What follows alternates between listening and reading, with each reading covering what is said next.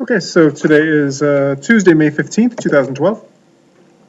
Today we started with checking on the combined gas laws worksheet, which should be on my website by now, on the blog. The answers to that anyhow.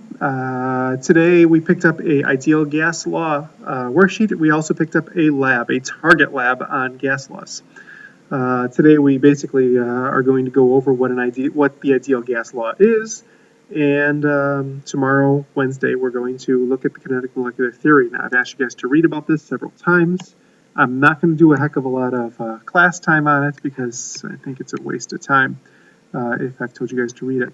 It's pretty simple. Chapter 13.3, please make sure to read through it, okay? And then Thursday, of course, is the target gas law lab. If you can get an A on that lab, you don't have to take my final test. All right. As far as ideal gas law is concerned, here's the idea. So far, we have this idea that Boyle came up with that pressure and volume are inversely related. That is a constant for gases. Charles found out that volume is directly related to temperature, directly proportional. That is a constant for all gases.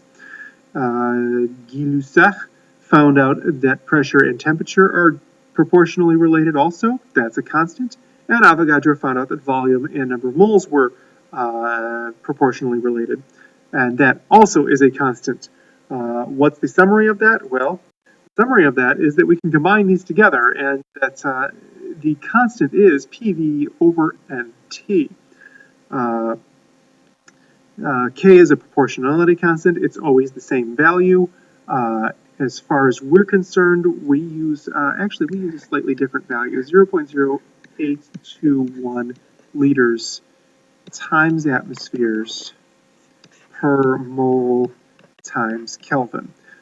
If you've taken a look at the worksheet that you picked up today, we also have a value of 8.31 liters times kilopascals per mole times Kelvin. The big deal here, guys, different numbers because this unit is different, the pressure unit. Matter of fact, there are a variety of R values that all have different units. You need to pick out the appropriate R value for the equations that you have, for the values that you have. If you're using pressure values in kilopascals, you'll pick out 8.31. If you're using pressure measures in atmospheres, you're going to pick out 0.0821. Just pick out the right one. As far as the ideal gas law is concerned, we don't typically write it that way. Typically, we algebraically rearrange it to something that people call the Pivnert law. PV equals nRT. This is the way your textbook arranges it, so this is the way I'm going to deal with it. Plus, it's the way I like to deal with it the best. All right.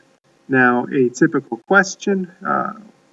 This slide is just pointing out that the pressure must be in atmospheres, volume must be in liters, temperature must be in Kelvin, which you already knew, and number of moles. Hey, guess what? It has to be measured in moles. All right. A typical problem looks like this. A weather balloon contains a certain number of moles, 1.10 times 10 to the 5th moles of helium gas, and has a volume of 2.70 times 10 to the 6th liters at 101.325 kilopascals. Calculate the temperature of the helium in the balloon in Kelvin, and you know what? We're just going to do it in Kelvin, just to make it simple, because to calculate it in Celsius, we'll just subtract 273.1500, done. Okay, so how do we do this? Well, PV equals nRT, all right? They tell us the number of moles was 1.10 times 10 to the 5th moles. They told us that the volume that we're dealing with is 2.70 times 10 liters. And they told us that the pressure that we're at is 101.325 kilopascals. Very nice pressure. We don't know the R value, we don't know the T value, and that's what we're looking for. We have to pick out the appropriate R value.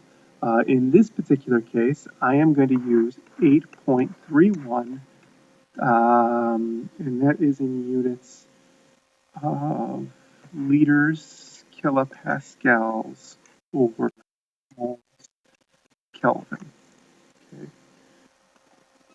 Getting out my calculator here. Algebra teacher always taught me to combine like terms. I have two values here that can be combined by multiplying 101.325 times 2.7 times 10 to the sixth, and I get, I get where I'm going to pick up 273577500. So we add the commas in that are necessary. We get 273,577. I'm sorry, 273,577,500. And the units on that are, well, it was pressure times volume. It was liters. It was kilopascals times liters. Okay, now on the other side, I had to multiply a couple of things also. I had to multiply my 1.10 times 10 to the fifth, multiplied by my 8.31, and I get T times 914,100, and the units on that, of course, are liter kilopascals times moles Kelvin, but moles was on the top. Remember we had moles 1.10 times 10 to the fifth moles on top, and we multiplied that by the 8.31 liters kilopascals moles Kelvin. Well, the moles cancel with the moles, so the moles are gone already.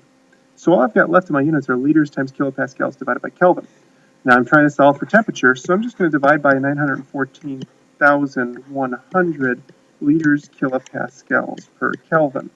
That has the handy-dandy business of canceling the units and the number at the exact same time.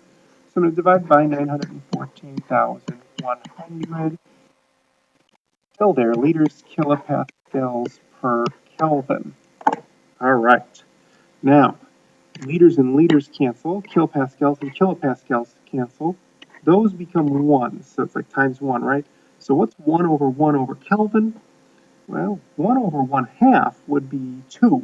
1 over 1/3 is 3. So 1 over 1 over Kelvin is Kelvin. So I'm going to get T is equal to some number in Kelvin. If I do that math, it's going to be 299.3 Kelvin. Okay, that's pretty much it for this. The basic summary here. Oh, I know what I need to talk about. Why is it that this value of R has weird units like that? It has 4 units.